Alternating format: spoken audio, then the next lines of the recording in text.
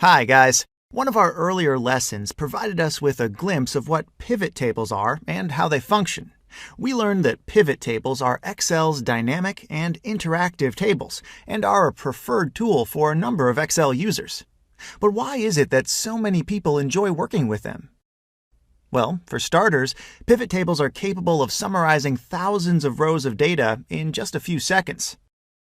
All we have to do is drag and drop, and we can create the report that we need. No functions are needed when we use pivot tables, which makes them popular among a large number of users. Furthermore, pivot tables are very efficient when the file we are working with exceeds 20 megabytes. Of course, working exclusively with pivot tables has some slight drawbacks. For example, other users won't be able to see how you came up with final numbers.